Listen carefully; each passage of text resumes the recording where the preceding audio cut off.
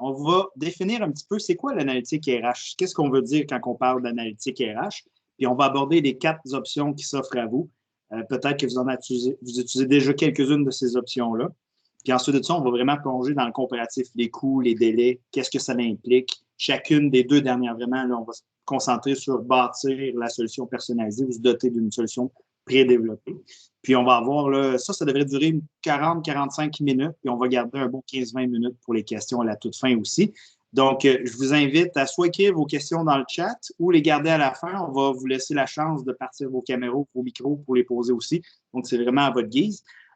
Puis aussi, je veux vous dire qu'on va vous envoyer un courriel avec le PowerPoint aussi, la présentation. Là, donc, inquiétez-vous pas au niveau des notes. Là, on va vous envoyer une copie de ce qu'on vous présente aujourd'hui. Donc, qui on est rapidement? Bien, André Laforge, vous la connaissez probablement déjà, ou en tout cas, vous en avez probablement déjà entendu parler. Chez Syntel, ici, c'est notre chef de produit. Donc, qu'est-ce qu'elle fait ici chez Syntel? C'est que ça fait une dizaine d'années qu'on a une plateforme d'analytique RH ici chez Syntel. Puis, c'est vraiment, je dis souvent, André, c'est la tête pensante derrière tout ça. C'est elle qui a développé le produit. En termes de background, elle a un baccalauréat en génie mécanique. Donc, c'est peut-être pour ça qu'elle a une tendance à aimer beaucoup les chiffres. Par contre, elle a fait son MBA. Donc, dans les 25 dernières années, André a fait beaucoup de gestion, presque exclusivement de la gestion. Puis, comme je vous disais, bien, ça fait une dizaine d'années qu'il est très, très, très impliqué en analytique RH dans la communauté québécoise aussi. Si vous aimez soit l'analytique RH ou que vous intéressez au sujet beaucoup, moi, je vous invite à lire son blog qui s'appelle « Mesurer le capital humain ». C'est un blog que ça fait longtemps. Ça fait combien d'années tu tiens ça, André, ce blog-là? Je dirais pas 9 ans, certains. 9 ans? Pas loin de 10 ans. Même 10 ans.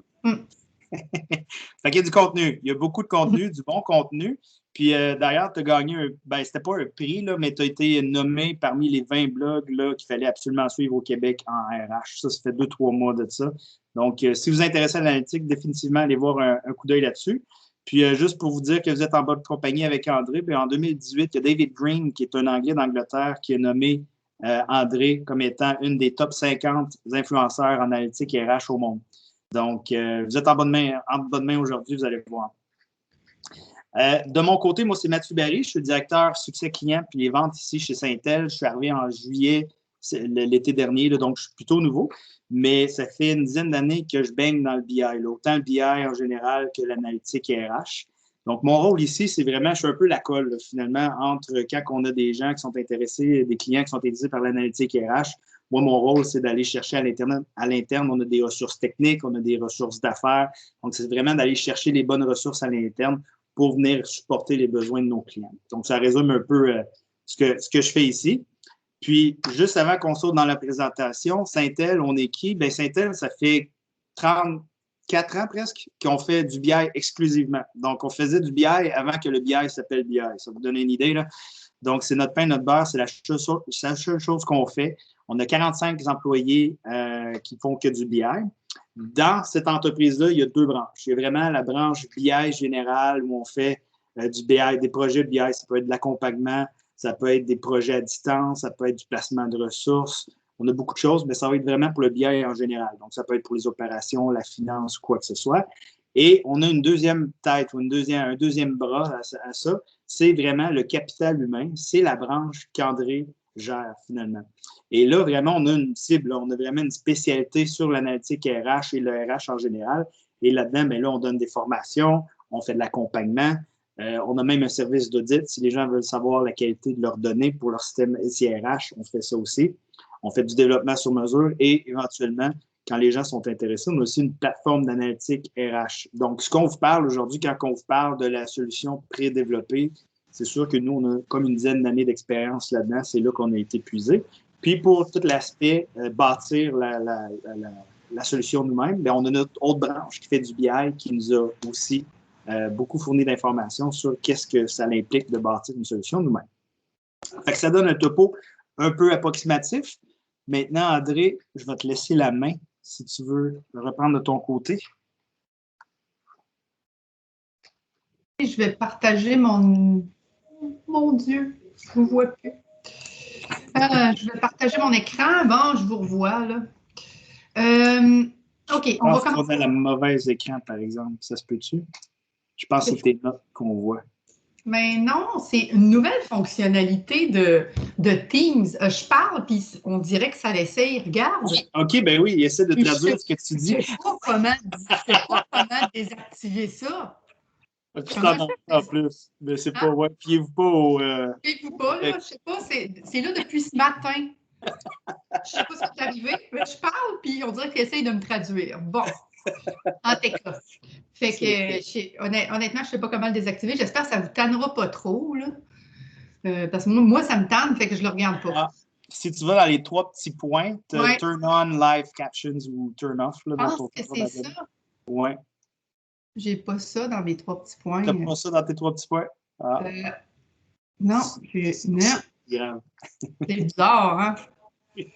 Ah, bon, attends une minute. Je sais pas si j'essaie de faire autre chose. Non, je suis pas capable de faire autre chose, ce que vous voulez.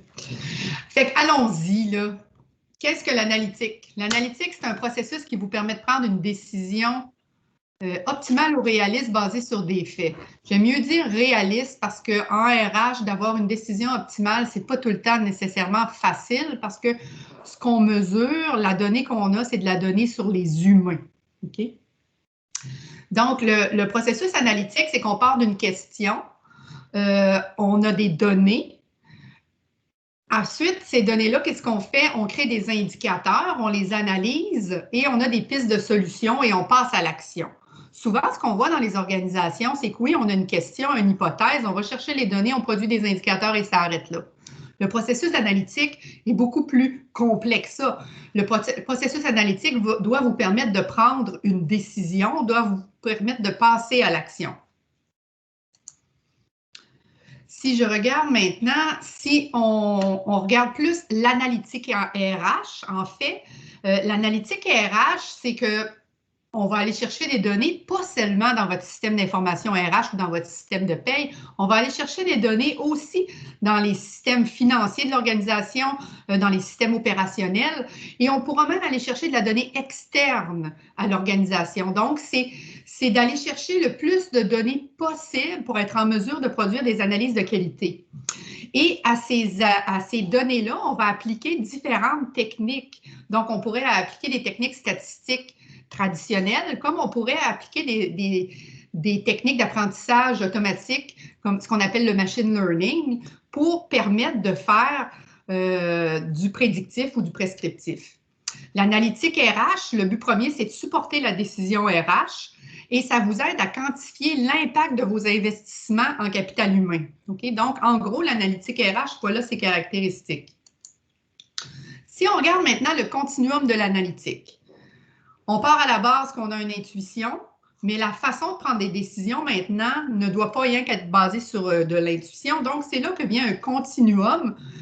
Je vous dirais que c'est à peu près les étapes que vous devriez suivre pour arriver peut-être au bout là, de la maturité en analytique. Donc, la première étape, c'est les métriques, les ratios. Et je vous dirais, pour ça, déterminer vos métriques, vos ratios, il existe maintenant une norme qui s'appelle la norme ISO 30414, qui est le bilan du capital humain. Donc, cette norme-là définit 58 indicateurs de performance en ressources humaines. Donc, ça, c'est peut-être une base pour vous quand on commence pour pouvoir bien définir ces indicateurs de performance ressources humaines. La deuxième étape, c'est le benchmark. Donc, d'être capable de se comparer autant à l'interne qu'à l'externe avec des organisations de son secteur d'activité ou de sa taille. Au niveau benchmark, qui existe comme solution le baromètre RH de l'Ordre des CRHA. Cette solution-là existe à l'Ordre depuis 2017 et vous permet de vous comparer sur une dizaine d'indicateurs de performance en ressources humaines. Ensuite, quand on a nos indicateurs, on est capable de se comparer, bien, on veut mettre ça habituellement dans un tableau de bord pour avoir une vue nous permettant de la partager avec les gestionnaires de notre organisation, la haute direction. Okay? Donc, le tableau de bord est souvent l'étape suivante. Ensuite, les sondages. Donc, on a des données quantitatives qui proviennent de nos systèmes d'information RH, mais en ressources humaines, ce qui est important, c'est d'aller chercher l'opinion des employés à travers des sondages. Donc, ces sondages-là génèrent une quantité de données qui est intéressant à venir coupler avec notre donnée quantitative. Donc, quand planifie notre solution d'analytique, il faut garder ça en mémoire, tout ce qui est sondage. Et là, il y a le mur. Vous voyez ça ici, là, le mur de l'analytique. Habituellement, pour être en mesure de traverser ce mur-là, il faut investir de l'argent, il faut avoir une équipe, il faut avoir une technologie. Et je vous dirais, quand je dis une équipe, c'est avec des compétences diverses. On n'a pas seulement du monde DRH. On va aller chercher des scientifiques de données. On va aller chercher des gens avec un profil de psychologue organisationnel. On va aller chercher des gens spécialistes en statistiques. Et ça va nous permettre de passer le mur et là, de pouvoir faire des corrélations, de découvrir de la causalité, de faire des prédictions et même de la prescription. Donc, quand vous basez votre feuille de route pour produire de l'analytique RH, bien, il faut que vous teniez compte de tout ça. Donc, il faut que vous voyez ça comme une solution complète. C'est pour ça que j'ai mis mon petit carré, là. Votre solution d'analytique RH, là, à la limite, la vision que vous en avez devrait contenir tout ça. Pourquoi ça devient compliqué de se bâtir une solution d'analytique RH? Il y a plusieurs raisons à ça.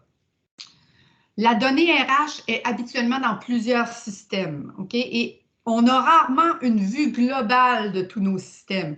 On va avoir de la donnée dans notre système de recrutement, on va avoir de la donnée dans notre système de paye, de la donnée dans une fiche employée quelconque quelque part, un Excel avec nos données de performance. Donc, on a rarement une vue globale. Donc, ça vient complexifier le fait de vouloir avoir une solution analytique complète. La deuxième chose, c'est que vous avez en place des systèmes transactionnels, votre système d'information RH, mais ça, c'est là pour gérer des transactions. C'est très difficile de prendre des décisions stratégiques RH basées seulement sur ce que vous avez dans vos systèmes transactionnels. Une autre complication aussi qu'on voit souvent, c'est que les gens vont se bâtir des indicateurs et des tableaux de bord dans Excel. Ils vont procéder à des extractions manuelles, ils vont bâtir ça dans un chiffrier Excel et ça complexifie la chose parce que c'est très, très manuel. Aussi, on va être porté, quand on n'a pas d'outils, à développer seulement la base de nos KPI. Donc, on va vouloir peut-être avoir notre nombre d'employés, l'âge moyen de nos employés, un taux de roulement, un taux de rétention à 1 an. On va avoir seulement une base. On ne sera pas capable de vouloir tout développer, étant donné que ça devient complexe là, de vouloir bâtir tout ça. Aussi, ce qui complexifie la chose dans les organisations, c'est que les RH, malheureusement, ne sont pas la priorité TI ou BI des organisations. OK? Les RH vont habituellement passer à la fin. Et ça, que vous soyez une petite ou une grande organisation, c'est souvent le cas. Ce matin, j'étais dans un groupe de discussion avec des entreprises de 3000 employés et plus. Et Hydro-Québec, okay, la dame qui s'occupe des systèmes RH là-bas et qui s'occupe de l'analytique disait qu'elle n'avait pas l'écoute justement du département de TI et BI parce que ce n'était pas une priorité. Fait que vous imaginez, on parle d'Hydro-Québec. Donc, dites-vous que les priorités pour les équipes TI et BI, c'est de faire rouler la business, c'est de gérer les opérations, c'est de faire en sorte que les ventes augmentent, c'est que les finances aient leurs données. Les RH passent en dernier. Ça va dépendre aussi pourquoi c'est si compliqué de la maturité RH de l'organisation. Si vous êtes dans un mode très transactionnel, opérationnel au niveau ressources humaines, ça devient beaucoup plus complexe que si vous jouez un rôle stratégique dans l'organisation. Et finalement, pour bâtir une solution d'analytique RH, ça prend beaucoup, beaucoup de temps et beaucoup d'argent pour y arriver. Fait que voilà pourquoi c'est compliqué. Mais le but ultime de notre solution d'analytique RH, c'est d'avoir une vue complète sur le cycle de vie de l'employé dans notre organisation. Donc, ça veut dire qu'on veut voir l'employé quand il est un candidat chez nous. OK? Wow, je ne voulais pas faire ça. Quand il est un candidat chez nous. Et on veut le suivre tout au long de son cycle de vie. Donc, quand il devient un nouvel employé, quand il a ensuite une promotion dans notre organisation, quand il transfère de poste. Donc, on veut suivre notre employé tout au long de son cycle de vie et capturer l'information. Ça, on va le faire à travers multitude de systèmes. Et là, vous voyez, ceux en bleu, ce sont les systèmes qu'on voit le plus souvent, OK, au niveau de l'analytique. Le système d'information RH, le système de recrutement, le système de gestion de la performance. Mais on voit de plus en plus de nouvelles sources de données qui sont, par exemple, tout ce qui est réseaux sociaux, tout ce qui est sondage, tout ce qui est évaluation psychométrique, ce qui va être aussi les outils de productivité dans les organisations, les Teams que les gens utilisent. On va aller chercher de la donnée là-dedans pour l'amener dans notre environnement analytique. Fait que vous voyez en jaune, là, même on parle de capteurs physiques. Il y a des organisations qui prennent la montre Fitbit, là, et ils vont chercher l'information de leurs employés et ils viennent ajouter ça dans leur écosystème de données RH. Fait que comprenez là, que pour bâtir la bonne solution d'analytique RH, il faut avoir beaucoup, beaucoup de vision. Le choix de la technologie maintenant. Après avoir décidé qu'on se lançait dans l'analytique RH, je pense que c'est ça la première chose à faire, et d'avoir un champion à l'interne, d'avoir une personne qui va s'occuper de l'analytique dans notre organisation. Après avoir fait ça, la deuxième chose que vous allez faire, c'est choisir une technologie. Et ça va être une décision qui va être une des plus importantes que vous aurez à prendre. Et ça, c'est pas moi qui le dis. On le dit dans ce livre-là ici, mais je l'ai entendu souvent dans les conférences là, sur l'analytique RH.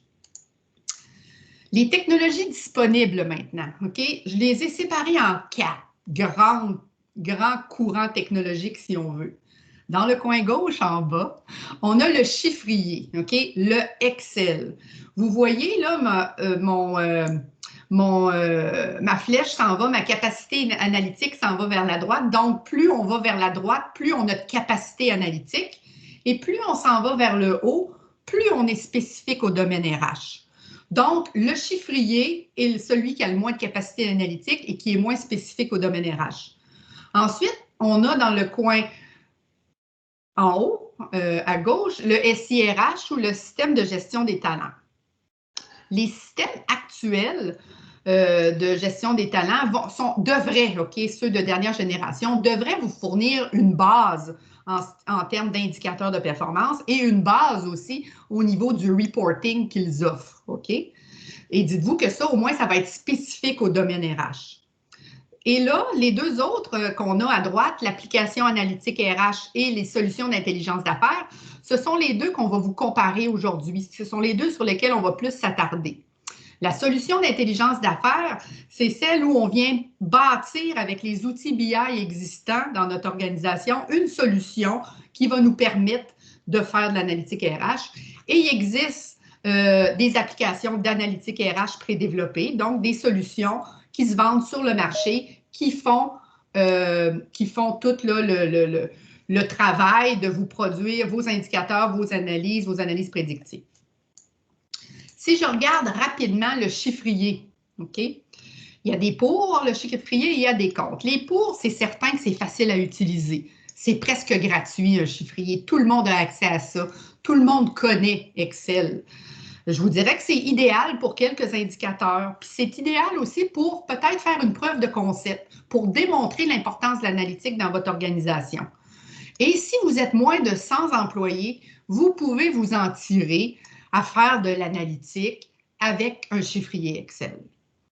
Pour les organisations plus grandes que 100, 500 000, 2000 employés, c'est non indiqué d'utiliser des chiffriers Excel.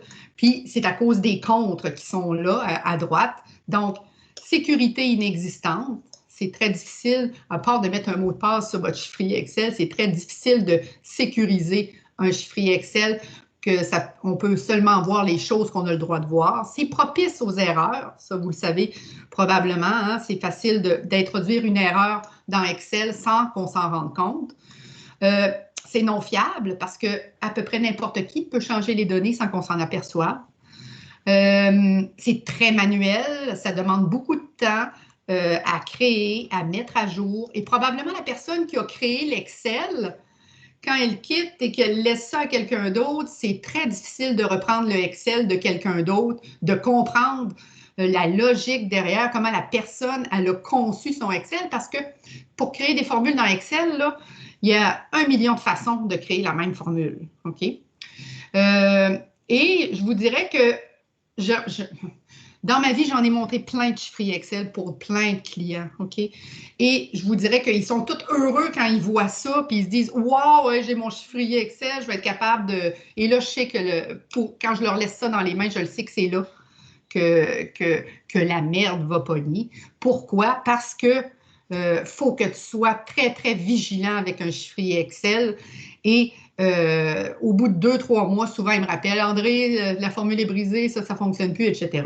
Fait que chiffrier pour et contre. Si on regarde maintenant votre solution d'information RH ou votre solution de gestion des talents que vous avez chez vous, dites-vous que ça, c'est créé pour modéliser les processus RH. Ce sont des systèmes transactionnels. Donc, ce ne sont pas des systèmes qui sont faits pour faire de l'analytique. C'est vraiment là pour capter de l'information en temps réel ou aussitôt générée, mais ce n'est pas conçu pour faire de l'analytique. Certains grands éditeurs de solutions vont offrir des modules analytiques, OK? Parce qu'ils vont en fait avoir fait une acquisition. Et souvent, ce n'est pas très intégré au SIRH ou à la solution de gestion des talents. Habituellement, surtout ceux de dernière génération, il devrait y avoir une capacité de reporting de base, OK? Mais dites-vous que c'est limité aux données qu'il y a dans le système. Donc, introduire de la donnée externe devient très complexe.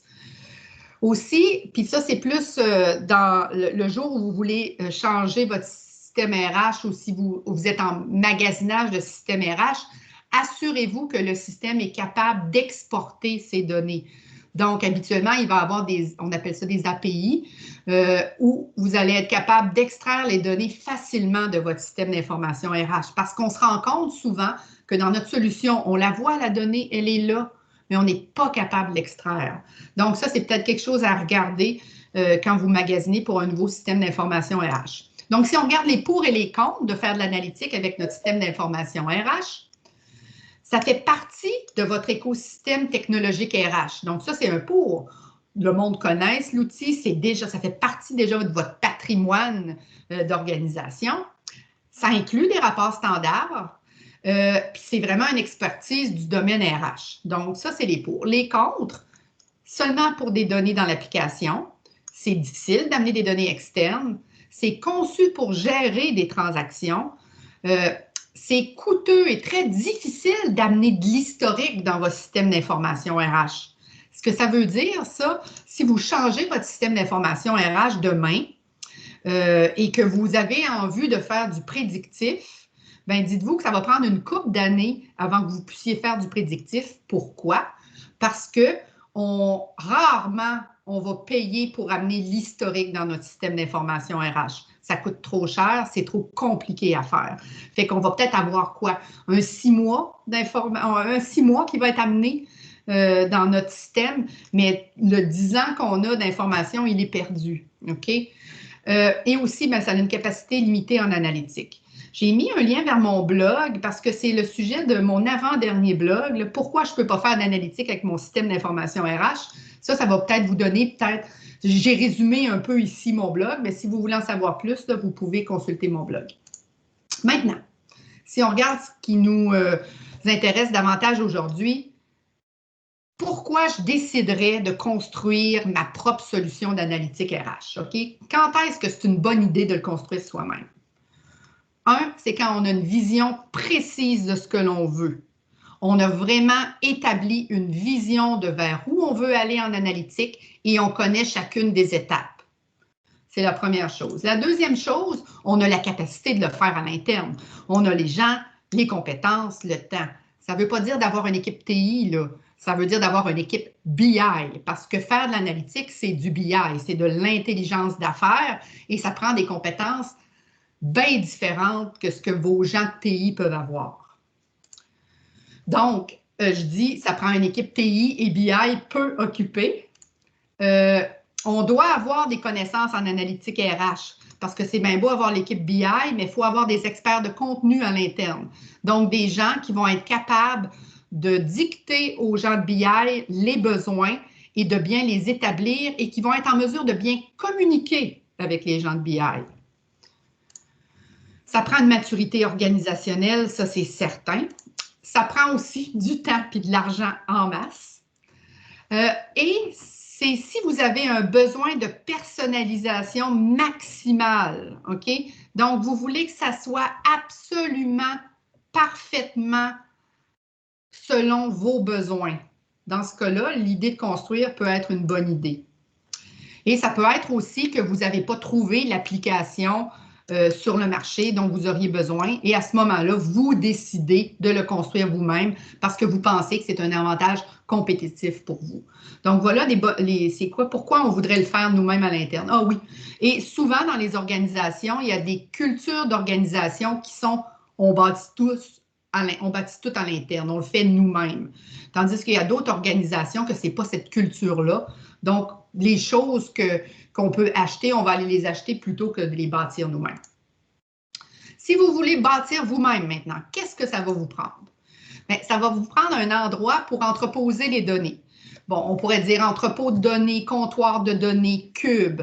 Donc, ça, c'est vraiment là, pour gérer vos données, ça va vous prendre une infrastructure technologique pour le faire. Et donc, l'entreposage de vos données. Ça va vous prendre une méthode automatisée pour extraire, transformer et charger vos données. Donc, quelque chose qui va être automatique, qui va aller chercher les données dans vos systèmes d'information RH, dans tous vos systèmes de gestion de talent et qui va la prendre automatiquement, va la nettoyer, va la rendre digestible, si on veut, va la transformer et va la charger dans votre entrepôt de données. Ça va vous prendre aussi, si vous voulez aller jusqu'au prédictif, un environnement pour faire du prédictif. Et le prédictif, ça ne se fait pas nécessairement dans votre entrepôt de données. Ça se fait avec des outils autres que ça. Donc, si on veut faire des analyses statistiques, du machine learning, il faut y penser dès le départ et ça vous prend autre chose. Et finalement, c'est sûr que ça vous prend une interface usagée. Donc, ça vous prend un outil de reporting ou un outil de visualisation. Et c'est là que rentrent là, les outils tels que Power BI, Tableau, pourraient être les outils qu'on veut utiliser comme interface usagée. Et aussi, ça vous prend un expert de contenu RH. Donc, quelqu'un qui va arriver avec les bonnes formules de calcul, avec les analyses qu'on veut produire. Donc, quelqu'un qui connaît vraiment le domaine RH et le domaine analytique RH. Donc, ça pourrait ressembler à ça si vous décidiez de bâtir quelque chose à l'interne. Donc, vous avez vos applications sectorielles, vos données opérationnelles que vous venez charger dans un entrepôt. Souvent, on va voir ça, on va avoir un entrepôt corporatif et on va bâtir un comptoir RH, un comptoir de données RH, ou ça pourrait être un entrepôt de données RH qu'on a, sur lequel on va venir mettre des cubes pour accélérer les traitements. Et là, on va avoir nos outils de visualisation nous permettant d'avoir des tableaux de bord, des rapports dynamiques, de faire de l'exploration libre pour nos scientifiques de données, donc de permettre que la donnée soit utilisée dans d'autres environnements et de la visualisation avancée. Il faut penser aussi qu'en 2021, il va falloir qu'on soit capable de diffuser, oui, sur le PC qu'on a devant nous, mais qu'on soit capable de diffuser sur un téléphone intelligent ou sur une tablette. Donc, c'est à ça que ça pourrait ressembler, là. Puis je dis de façon bien, on l'a simplifié, mais voilà à quoi ça pourrait ressembler si vous décidez de bâtir tout cela à l'interne. Si vous voulez bâtir du prédictif, bien là, vous allez peut-être ajouter d'autres trucs, OK? Mais on ne passera pas au travers de ça. Ce que je vous ai montré, la première diapo, c'était vraiment l'environnement simplifié. Mais si on veut faire du prédictif, peut-être que là, il va falloir rajouter d'autres choses qui sont encore plus complexes à gérer. En tout cas, pour une personne RH, ça semble complexe à gérer.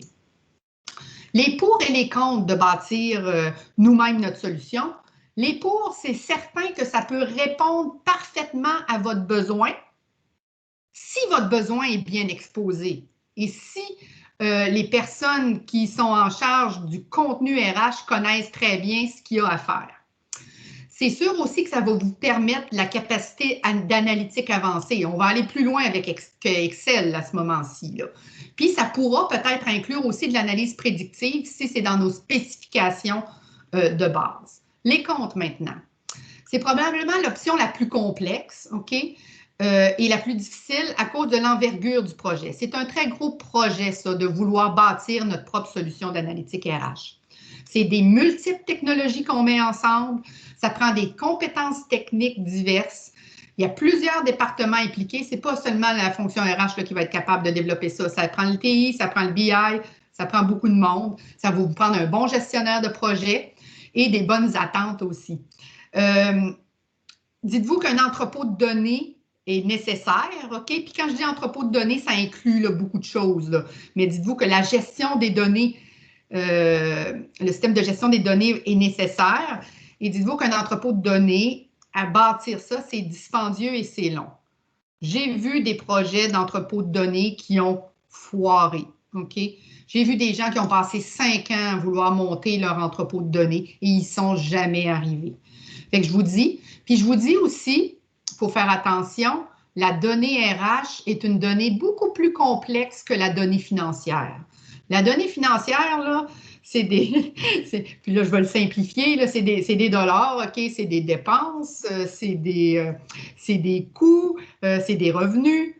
La donnée RH, c'est un mélange de plein de choses, OK? Il y a des dates là-dedans qui sont super importantes, il y a des personnes qui changent de poste. Donc, la donnée RH est beaucoup plus difficile à gérer que la donnée financière ou la donnée opérationnelle. Aussi, quand on bâtit soi-même, dites-vous que les cycles de changement, quand on va vouloir ajouter quelque chose, si on n'y a pas pensé dès le départ, ça devient compliqué de vouloir changer notre solution. C'est difficile de concevoir avec les RH à l'esprit, OK? Puis quand je dis ça, c'est la complexité de la donnée RH, c'est la complexité de la gestion des RH. Donc, pour quelqu'un de BI, s'il n'est pas bien accompagné dans son projet, ça va être très difficile de venir lui-même bâtir ce que les RH ont besoin. C'est très coûteux, autant pour le développement et la maintenance, puis il y a un gros risque de dérive du projet. Maintenant, si on regarde la solution d'analytique RH, quand se doter d'une solution prédéveloppée, OK, c'est quoi les conditions? On a vu tantôt les conditions quand on voulait le bâtir soi-même, mais quand on veut le faire, on veut acheter une solution déjà prédéveloppée, c'est qu'on est pressé et qu'on manque de temps. Première affaire. On n'a pas les ressources ni les compétences à l'interne. On est occupé à livrer de la valeur et on veut se concentrer sur nos compétences de base. Ça veut dire il y a des organisations que bâtir à l'interne, ce n'est pas dans leur culture. On est, je ne sais pas, on est manufacturier, donc on se concentre à manufacturer. Donc, ce n'est pas dans notre intérêt de venir bâtir des solutions. On aime mieux les acheter, des solutions informatiques. Quand on veut être aligné sur les meilleures pratiques d'affaires en ressources humaines, quand on veut que notre solution continue d'évoluer dans le temps, OK? Quand on veut que notre solution, ce n'est pas un projet avec une fin, mais qu'elle va continuer de s'améliorer, de se bonifier, de grandir. Quand on veut minimiser les risques de non-livraison. Quand on veut que cela nous coûte moins cher, implantation, support et technologie. Qu'est-ce que sont les caractéristiques d'une solution d'analytique RH? Habituellement, elle peut intégrer multiples sources de données RH. Donc, ce n'est pas juste aller se connecter sur votre système d'information, c'est toutes vos sources de données RH. Elle peut aller se brancher et extraire les données de là. Ça peut intégrer vos historiques de données aussi. Donc, dans une solution d'analytique RH, habituellement, on va être capable d'aller chercher de la donnée historique qui va être dans un autre système. Dans une solution d'analytique RH, l'entrepôt de données est déjà là, elle est déjà bâtie. Le comptoir de données RH, il est là, les cubes sont déjà bâtis, il n'y a rien à faire. Ça permet aussi de capitaliser sur vos investissements que vous avez faits dans vos systèmes d'information RH. Donc, vous avez investi dans un système d'information RH qui gère vos processus, mais en fait, la valeur de ça, c'est d'être capable de prendre la donnée là et de l'utiliser stratégiquement. Donc, l'analytique permet de capitaliser là-dessus. Habituellement, une solution d'analytique RH, c'est bâti pour une clientèle RH, c'est bâti pour des gestionnaires, c'est pas bâti pour des gens techniques. Donc, c'est facile d'utilisation. Une solution d'analytique RH va être configurable et personnalisable et ça diminue les risques liés au temps et aux investissements. Les pour, les contre. Les pour, connaissance approfondie du domaine RH, spécialement conçu pour les RH, ne requiert aucun développement de la part du client, ne requiert aucune expertise en analytique du part du client, inclut les derniers développements technologiques et la solution va continuer d'évoluer dans le temps. Les contre maintenant, et là, les contre, ça va dépendre des solutions d'analytique qui existent sur le marché. Il y en existe, là, Mathieu va vous en parler plus tard, dans l'analytique RH, là, il existe une cinquantaine, une soixantaine de solutions sur le marché. Ça se peut que la solution que vous regardiez n'inclue pas de prédictif, de prescriptif. Il est possible aussi qu'il y ait certaines solutions qui soient plus fortes dans un domaine comme dans l'autre, ou qui soient plus faibles dans un domaine ou dans un autre. Ça se peut aussi que votre solution d'analytique RH que vous regardez, ça peut être difficile de personnaliser des indicateurs, de changer les formules de calcul. Ça peut aussi que ça peut être difficile d'avoir accès à la donnée, que ça ne soit pas ouvert sur l'extérieur, donc on ne puisse pas facilement connecter avec des outils comme Power BI, Tableau ou Click. Et c'est sûr que le gros contre là-dedans, c'est la dépendance envers un fournisseur pour l'analytique RH. Mais en même temps, je me dis, est-ce que vous penseriez à développer votre propre système d'information RH? La réponse, c'est non. OK? Pourquoi? Parce que ça existe. Pourquoi on rebâtirait quelque chose qui existe? Mais c'est la même chose pour l'analytique RH. Ça existe déjà. Pourquoi on rebâtirait tout ça? Fait qu'on a une dépendance avec de fournisseurs avec notre système d'information RH. Fait que oui, c'est un compte, mais en même temps, c'est dans tous les domaines. Là, on achète plein de solutions et on a une dépendance envers un fournisseur. Êtes-vous un bon candidat pour vous doter d'une solution d'analytique RH maintenant? La gestion des RH et des talents est stratégique pour vous. Donc, si c'est stratégique, vous avez besoin d'une solution d'analytique RH pour être en mesure d'appuyer vos décisions et d'aider à la performance de l'organisation. Il faut que vous ayez déjà un système d'information RH en place ou un système de paye élaboré dans lequel la fiche employée est bien populée. Donc, il faut avoir de la donnée RH pour penser avoir une solution d'analytique RH. Vous pensez, vous avez des données, mais vous ne les utilisez pas au plein potentiel. Donc, puis vous aimeriez le faire, de les utiliser au plein potentiel. Voilà pourquoi vous pourriez être un bon candidat. Vous avez un roadmap analytique RH et vous voulez accélérer la cadence. Donc, vous avez peut-être l'idée, on va le bâtir à l'interne, mais vous voyez le bout, la lumière au bout du tunnel dans 1 an et demi, 2 ans, mais vous voulez aller plus vite que ça. Vous avez besoin d'aide et vous voulez travailler avec des experts. Vous voulez utiliser l'analytique et ne voyez pas de valeur à préparer les données, développer et maintenir les analyses. Donc, passez votre temps à préparer les données puis à manipuler tout ça. Est-ce que c'est vraiment ça où aller votre valeur ajoutée ou c'est de prendre les résultats de ça et de faire des analyses plus poussées et d'être capable de bien conseiller la haute direction dans votre organisation? C'est là le trade-off à prendre. Puis vous voulez travailler avec un partenaire dédié à l'analytique, possédant de grandes compétences et fonctionnant comme une extension de votre centre d'excellence en analytique. Fait que je vais laisser la parole à Mathieu qui va présenter le comparatif des deux options. Merci beaucoup, André. Donc, si on compare les deux options ici, donc soit bâtir ou se doter d'une solution déjà prédéveloppée, on peut voir aussi qu'on ne compare pas toujours là, des pommes avec des pommes. Déjà, André en a glissé un bon mot. Là. Si on regarde ici sur le graphique, on voit en bas, c'est un peu notre échelle de maturité de l'analytique RH. Là. Donc, si on a accès, évidemment, vous allez avoir des questions, des hypothèses que vous voulez tester. On va aller chercher les données, on va sortir des indicateurs. Là, évidemment, on voudrait aller plus loin, être capable de faire des analyses un petit peu plus poussées, se faire offrir des pistes de solutions aussi par notre système pour pouvoir prendre des actions. Donc, c'est sûr que si on va avec la technologie BI traditionnelle, va être très, très forte cette technologie-là pour les données, les indicateurs. Mais comme l'en parlait un petit peu André, si on veut faire du prédictif, si on va aller pousser un petit peu plus loin, là, vous embarquez dans un autre projet complètement. Tandis qu'une bonne solution d'analytique RH, vous devriez vous attendre à ce qu'elle fasse déjà pour vous. Donc, ici, c'est un tableau comparatif. C'est toujours dangereux de comparer ça. Là, fait que je vais amener des petites bémols.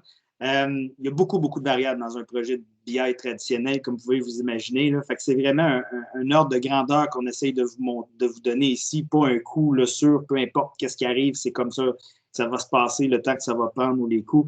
C'est vraiment vous donner un peu une idée basée sur, comme je disais, l'autre branche de la compagnie Syntel qui fait beaucoup de BI. Qu'est-ce qu'on voit en général dans le domaine pour faire ce type de projet-là? Donc, dans ce tableau-là, on a pris pour acquis que c'est une entreprise de 1000 employés, puis il y a 15 usagers, dans le fond, qui utilisent soit l'analytique ou la plateforme de BI. Donc, déjà en partant, je peux vous dire que dans toutes les étapes qu'on voit ici à gauche, toutes les choses qu'il faut faire, l'étape la plus critique, la plus difficile, l'étape où on voit le plus d'échecs, c'est la première. C'est-à-dire que c'est l'analyse et la compréhension des besoins. Et je vous explique rapidement, c'est que vous, souvent, vous êtes un professionnel RH, vous comprenez bien les RH, et là, vous allez travailler souvent avec les TI ou peut-être même avec les BI dans votre organisation pour développer votre solution. Et là, on va dire, qu'est-ce que vous avez besoin? Donc là, probablement, vous allez penser en indicateurs. Vous allez dire les indicateurs que vous avez besoin. Vous n'êtes pas un spécialiste de BI. Vous n'allez pas arriver avec une solution toute développée de BI. Donc, eux, vos gens vont retourner faire leur travail, ils vont vous développer ce que vous avez dit, les indicateurs. Une fois que vous allez recevoir leur travail, c'est là souvent qu'on pense, ah ben oui, à cette heure que je vois ça, si on fait cliquer ici, avoir cette information-là, si on peut avoir plus de détails-là, là, ce serait vraiment bien de faire ça. C'est à mesure qu'on le développe, souvent qu'on se rend compte qu'est-ce qu'on veut. Et là, des fois, il y a des décisions qui se font, surtout au niveau de l'architecture, où c'est très difficile de retourner en arrière. Donc, il ne faut pas minimiser la première étape, l'analyse, la compréhension des besoins. Là, ça peut être possiblement une très, très, très grosse étape. Donc, si on parle à peu près 1 mois ou 2 à l'interne, si on le fait avec tous les différents groupes qui peuvent s'impliquer, évidemment, plus l'entreprise est grande, plus ça peut être long, plus ça peut être laborieux. Une fois qu'on a ça, un coup qu'on a notre devis, qu'est-ce qu'on veut faire? Bon, bien là, c'est notre équipe de TI et de BI qui va partir, qui va aller travailler. Donc, la gestion, créer une solution de gestion de données, c'est là qu'on va créer la fameuse entrepôt de données. Si on a des comptoirs de données, c'est là qu'on va les développer, les cubes, toutes ces choses. On va développer toutes ces choses à l'interne. Dans notre exemple, si on prend pour acquis que vous connectez à 3 systèmes, parce que c'est quand même, je dirais, c'est assez irrégulier, c'est ce qu'on voit souvent dans le marché. C'est rare qu'on ait un système avec toute la donnée RH. On va avoir un SIRH, on va avoir un ATS, un LMS, on va avoir différents systèmes qu'on aimerait connecter ensemble. Donc, dans notre exemple, on en a pris 3. Une fois qu'on est connecté à ces 3 systèmes-là, bien souvent, on va trouver des problèmes avec la donnée. Donc, il faut nettoyer la donnée. Et là, une fois qu'on a tout ça, il faut uniformiser la donnée. Parce qu'imaginez, là, si on a notre ATS qui vient nous amener une source de données, là, on essaie de la croiser avec le CRH pour réussir à trouver le même employé qui est qui, les croiser ensemble. Et ensuite de ça, la donnée ne sera pas structurée de la même méthode. Donc, il faut recréer un profil unique de l'employé. On va venir mettre toute cette information-là dans un beau profil qui va pouvoir être analysé après. Donc, ça, c'est le gros, pour votre équipe BI ou TI, c'est le gros du travail. C'est vraiment là, le nerf de guerre pour un projet comme ça. Une fois que ça, c'est disponible, bien là, il faut aller créer les fameux rapports parce que là, on a les données, mais là, il faut créer les rapports. C'est là que là, vous dites, bien, vous avez besoin de tel indicateur, telle chose. C'est là qu'on va les développer. Si on utilise la technologie Microsoft, par exemple, bien là, on va avoir dans Azure déjà notre entrepôt de données. C'est là qu'on va avoir avec des rapports Power BI. C'est là qu'on va les développer. Formation pour les usagers, c'est sûr qu'un outil comme Power BI, ça peut être assez performant, c'est très puissant. Par contre, c'est plus complexe. C'est un peu comme un Excel. On ne se lance pas dans Excel comme ça, les 2 yeux fermés. Tout le monde a beaucoup d'expérience. Évidemment, c'est quand même pas si mal aujourd'hui, mais rappelez-vous la première fois que vous avez utilisé Excel, on est perdu. Power BI est un petit peu le même principe. Ça prend plus de formation pour réussir à faire ce qu'on veut. Les API, André en a glissé un mot rapidement. Là, en fait, c'est juste le système qui nous permet d'aller se connecter sur vos systèmes de RH pour aller extraire la donnée. Donc, ça, c'est juste un coût fixe qu'on a pour chaque système qu'il faut prendre en compte. Puis ensuite de ça, les frais annuels de plateforme, bien, dans ce cas-là, si vous montez votre plateforme vous-même, ça va être les licences. Donc, l'entrepôt de données, quelle technologie vous allez utiliser? Est-ce que c'est Microsoft? Bon, bien, Azure, il va avoir des coûts sur Azure, il va avoir des coûts pour les bases de données, il va avoir des coûts pour Power BI. Donc, ça va être récurrent toutes les années. Donc, si on prend un peu tout ça là, en compte, là, ce qu'on voit, nous, puis là, j'ai oublié de mentionner, c'est très important, là, c'est un projet de type MVP, donc Minimum Viable Product. C'est le produit le plus simple qui va répondre à vos besoins. L'idée, c'est pas de recréer une plateforme d'analytique RH. N'oubliez pas qu'il y a une compagnie comme Synthèse, ça fait 10 ans qu'on la développe. Mais si vous voulez vraiment aller avec le produit ou le résultat le plus simple qui va vous donner le plus, le 80-20, le 20 de travail que vous va donner 80 des résultats que vous cherchez, c'est ce qu'on cherche ici. Donc, absolument, ce type de projet-là, ce qu'on voit, c'est des projets qui vont prendre facilement entre 8 et 12 mois, puis tout dépendamment de la complexité que vous voulez donner à votre projet, la profondeur que vous donnez à votre projet. Bon, on regarde entre 150 et 335 000 pour la première année, pour le créer. Si on va avec la plateforme d'analytique RH, évidemment, la beauté de ça, c'est que nous, on l'a développé une fois. Ensuite de ça, tout ça est séparé sur différents clients. Donc, ça revient beaucoup moins cher. Puis, tout a été optimisé pour être le plus rapide possible. Donc, l'analyse et compréhension des besoins, évidemment, nous, tout est déjà, au niveau architectural, tout a déjà été défini. Le 2 500 $ les 3 jours qu'on a mis ici, c'est que vous allez être avec André. Vous allez vous asseoir avec André, puis on va définir selon vos objectifs en RH. On va définir c'est quoi les indicateurs qui vont mieux vous supporter dans votre stratégie. Donc, ça, c'est un atelier avec André. Évidemment, toute bonne solution d'analytique RH va avoir des connecteurs. Là. Ça veut dire que si vous utilisez un ADP, un Ceridian, un Ultimate, une solution qui est plus standard, on va venir automatiquement se connecter. Il n'y a pas besoin d'avoir du développement personnalisé là-dedans. Là. Donc, évidemment, nous, on a ça. Les autres gros fournisseurs en vont en avoir aussi. Et on a un modèle de données qui a été développé. Formation, c'est une seule journée parce que tout est simple. Hein? C'est très intuitif, très graphique. Une bonne plateforme va vous simplifier la vie beaucoup. On n'a pas besoin d'apprendre un nouveau Excel. On s'agit de regarder des graphiques, on clique pour avoir plus d'informations. C'est très simple. Les API, ça ne change pas, puis les frais de plateforme. Donc, on regarde environ un 60-65 000 au niveau d'une plateforme analytique pour une entreprise de 1000 employés, une quarantaine de jours pour déployer pour avoir accès à la solution. Si on ramène ça sur 3 ans, qui nous donne peut-être une meilleure idée de notre investissement, c'est qu'il ne faut pas oublier que dans le BI traditionnel, vous allez avoir des coûts récurrents chaque année aussi. Bon, la maintenance, c'est quoi? C'est les sauvegardes. Il faut faire des copies parce que vous avez toutes vos données à l'interne. Il ne faut pas les perdre, ces données-là, surtout avec ce qu'on entend avec tous les hackers et les choses comme ça. Mais ça peut être aussi des problèmes de logiciel, un bug qui fait qu'on perd des données. Il faut faire des sauvegardes. Il faut faire des mises à jour aussi sur les logiciels, des updates. Donc, il y a tout ça. Puis, il va y avoir aussi un besoin d'adapter la plateforme aux besoins changeants. Ça peut être autant de régler les bugs, parce que des bugs, il y en a toujours. On en a aussi, mais on a toujours un système pour régler nos bugs le plus rapidement possible. Vous aussi, ça vous en prend un si vous développez ça.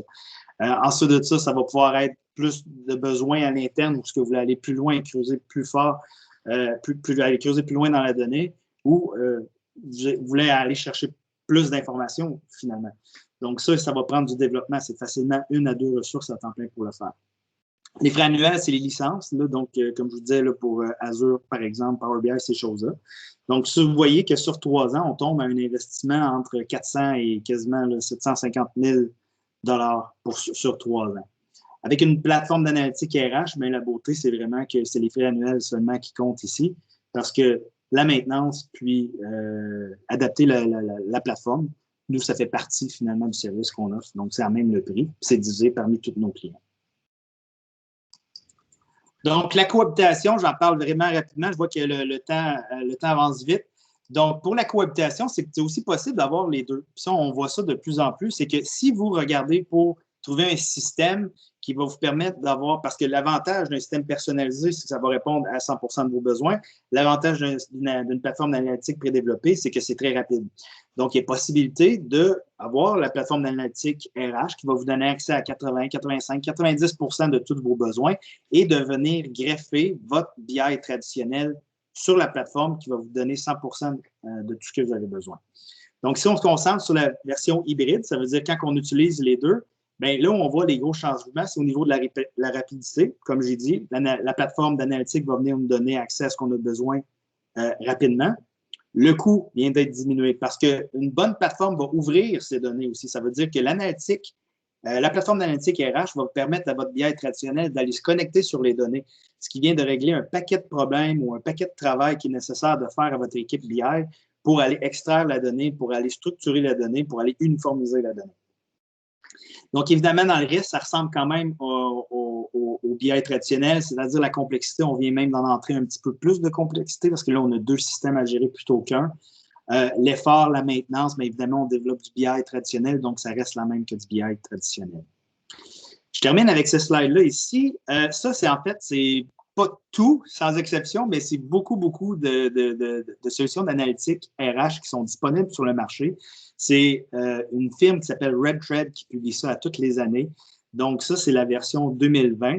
Donc, juste pour vous dire un peu, parce que si vous avez Gartner en tête, vous allez voir que c'est pas du tout comme Gartner. Le cadran, ce qu'on voit ici, c'est que sur l'axe des X, de gauche à droite, c'est la fréquence de l'analyse. Donc, plus que vous êtes à droite, plus vous utilisez la plateforme régulièrement pour avoir l'information, tandis qu'à gauche, c'est des choses, bon, ça va être plus rare. Là. Si on parle beaucoup de workforce planning, là. Donc ça, c'est des choses qu'on fait à l'occasion 1, 2, 3 fois par année, tandis que ça va être des choses qu'on fait pratiquement tous les jours. Nous, Syntel, on est ici. Ça veut dire qu'on est à peu près à 1 semaine, 2 semaines au paye. C'est souvent là où les gens aiment vérifier leurs indicateurs, voir les changements, les tendances dans leurs indicateurs. Puis de haut en bas, c'est qu'en bas, on crée de la donnée. En haut, on agrège la donnée. Et chez Syntel, nous, on fait les deux. Donc, on va aller chercher toute la donnée dans vos systèmes. Comme on parlait tantôt, vous avez 3 systèmes, on va chercher la donnée dans les 3 systèmes. Mais on a aussi un module sondage, puis on a un module gestion de la relève ou gestion des talents, ce qui fait qu'on peut créer de la donnée aussi. C'est pour ça qu'on est au milieu. Donc, ça vous donne un bon panorama là, de différentes solutions qui sont disponibles sur le marché présentement. Puis, vous pouvez aller voir, comme j'ai dit, vous allez avoir la présentation, on va vous l'envoyer. Vous pouvez aller à cette adresse-là, vous allez avoir plus d'informations à cette adresse-là. Donc, je vous en profite pour vous inviter tout de suite à notre prochain webinaire. Comme je vous dis, on en fait un par mois. Donc, le prochain va être sur les 8 indicateurs RH que vous devriez commencer à planifier de suivre pour l'après-COVID, parce qu'on se fait dire qu'il va y avoir un après-COVID. Donc, ça va être les sujets pour les 13 et 15 avril, donc les mêmes heures là, que celui-ci, donc à 12 h à midi pour le 13 avril, puis à 8 h 30 pour le 15 avril. Donc, nos formations aussi, André, avec son équipe, donne beaucoup de formations. On va avoir mesuré l'efficacité de vos formations les 16 et 23 mars, tableau acquisition de talent 18 et 25 mars, bâtir son business case RH les 20 et 22 avril, puis l'analytique RH avancée les 25 et 27 avril. Comme je disais, on va vous envoyer un courriel, il va y avoir plus d'informations là-dedans. Sinon, vous pouvez toujours vous inscrire à notre infolette. On envoie toujours l'information par nos infolettes aussi. Donc, c'est la meilleure méthode pour être sûr de rien manquer. Donc, sur ce, avec un petit peu de retard, on va ouvrir pour les questions. Comme je disais, vous pouvez soit les poser dans le chat ou sinon, là,